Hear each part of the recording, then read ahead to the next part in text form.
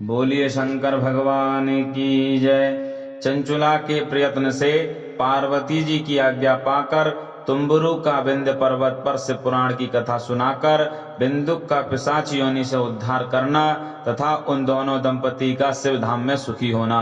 सूत जी बोले, सौनक, एक दिन परमानंद में निमग्न हुई चंचुला ने उमा देवी के पास जाकर प्रणाम किया और दोनों हाथ जोड़कर वह उनकी स्तुति करने लगी। चंचुला बोली, गिरिराज नंदनी स्कंद माता उमे, मनुष्यों ने सदा आपका सेवन किया है। समस्त सुखों को देने वाली शंभु प्रिय आप ब्रह्म स्वरूपिणी हैं। विष्णु और ब्रह्मा आदि देवताओं द्वारा सेव्य हैं। आप ही सगुणा और निर्गुणा हैं तथा आप ही सूक्ष्म सच्चिदानंद स्वरूपिणी आद्या प्रकृति हैं। आप ही संसार की सृष्टि, पालन और संहार करने वाली हैं। तीनों गुणों का आश्रय भी आप ही हैं। ब्रह्मा, विष्णु और महेश्वर इन तीनों देवताओं का आवास स्थान तथा उनकी उत्तम प्रतिष्ठा करने वाली पराशक्ति आप ही हैं।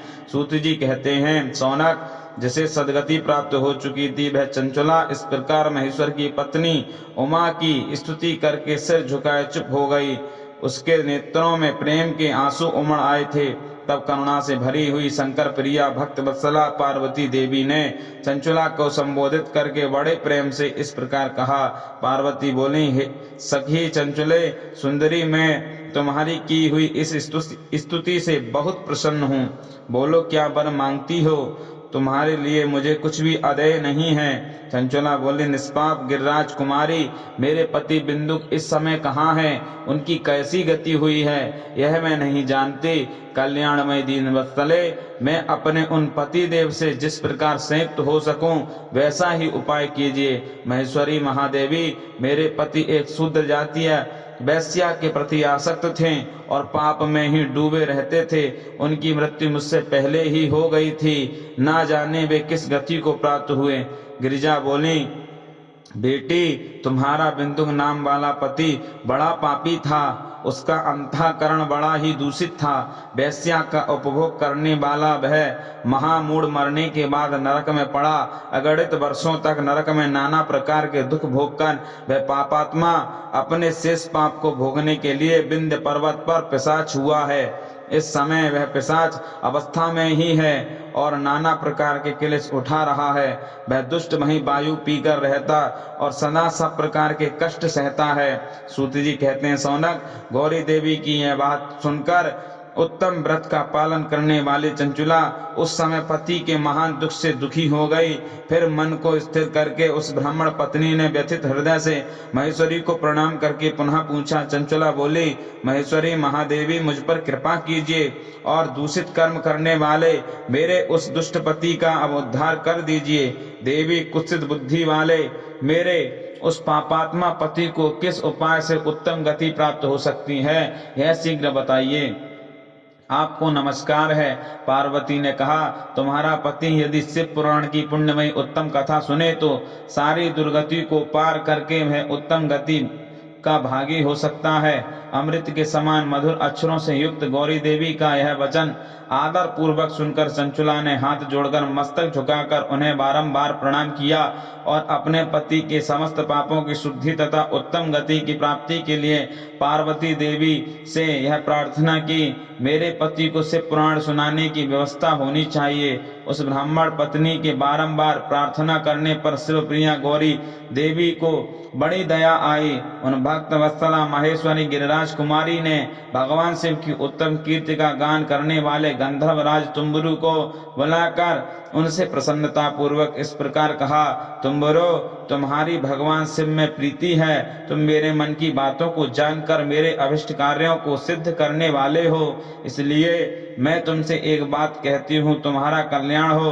तुम मेरी इस सखी के साथ शीघ्र ही विंध्य पर्वत पर जाओ।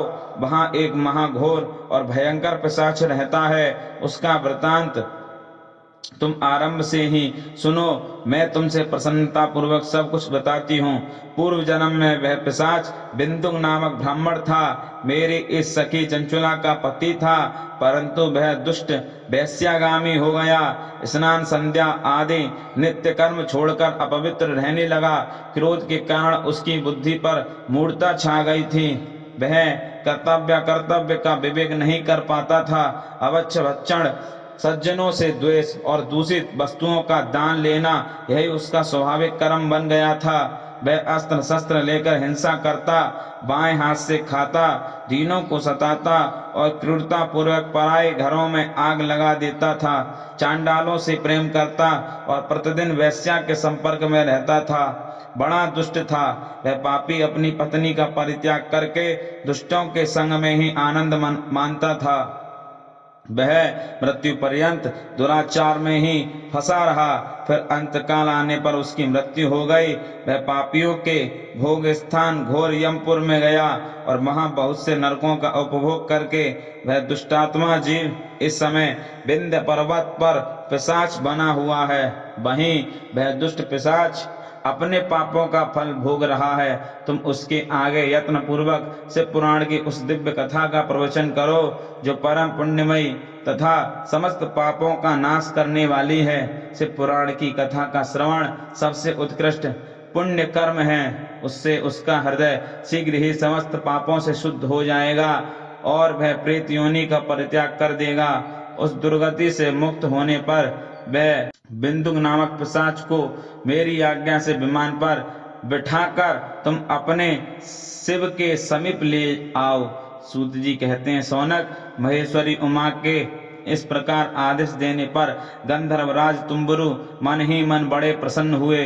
उन्होंने अपने भाग्य की सराहना की। तत्पश्चात उस पिशाच की सती साध्वी पत्नी चंचुला के साथ विमान पर बैठकर नारद के प्रिय मित्र तुम्बुरु वेग पूर्वक विंध्याचल पर्वत पर गए, जहां वह पिशाच रहता था। वहां उन्होंने उस पिशाच को देखा। उसका शरीर विशाल था, ठोड़ी बहुत बड़ी थी। वह कभी हंसता, कभी रोता और कभी उछलता था। उसकी आकृति बड़ी विकराल थी। भगवान शिव की उत्तम कीर्ति का गान करने वाले महाबली तुम्बुरु ने उस अत्यंत भयंकर पिशाच को पासों द्वारा बांध लिया।